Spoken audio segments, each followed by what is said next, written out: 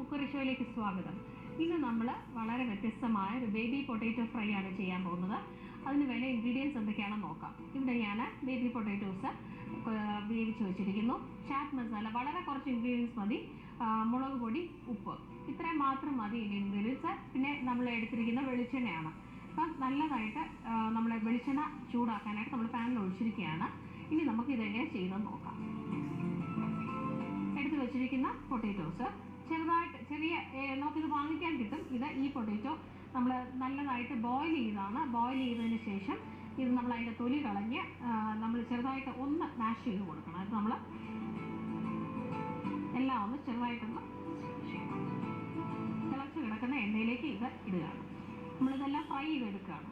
ചെറുതായിട്ടൊന്ന് സ്മാഷ് ചെയ്തിട്ട് വേണം എണ്ണയിലേക്ക് ഇടാൻ. ഏകദേശം ഒരു 1/2 കിലോ പൊട്ടാറ്റോ ഞാനിവിടെ എടുത്തിട്ടുണ്ട്.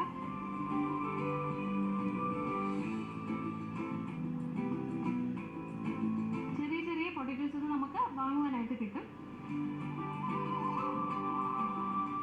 ഈ ചെറിയൊരു ഗോൾഡൻ ബ്രൗൺ കളറിൽ ഇത് ഫ്രൈ ചെയ്യാം നമുക്ക്.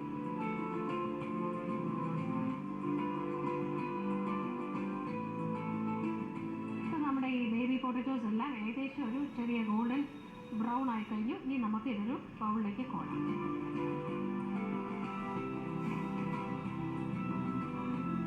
ചെറിയ ക്രിസ്പി ആയിട്ട് ഇത് നമുക്ക് കിട്ടും. നമ്മൾ സാധാരണ ഫ്രഞ്ച് ഫ്രൈസ് ഒക്കെ പൊട്ടാറ്റോ വെച്ച് ഉണ്ടാക്കാറുണ്ട്. അതിലും വ്യത്യസ്തമായിട്ടൊരു ഡിഷാണിത്.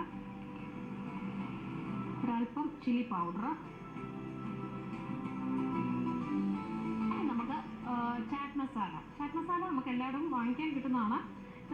എല്ലാത്തിൻ്റെ കൂടെ നല്ല ഒരു വളരെ ടേസ്റ്റാണ് ഈ ചാറ്റ് മസാല. ഈ പൊട്ടാറ്റോയുടെ കൂടെ വിതറുമ്പോൾ അതിനൊരു പ്രത്യേക ടേസ്റ്റ് കിട്ടും. അപ്പോൾ നമ്മൾ ആ ചാറ്റ് മസാല ഏകദേശം 1 ടീസ്പൂൺ. ഇനി ഇതിലേക്ക് ഒരല്പം ഉപ്പ്.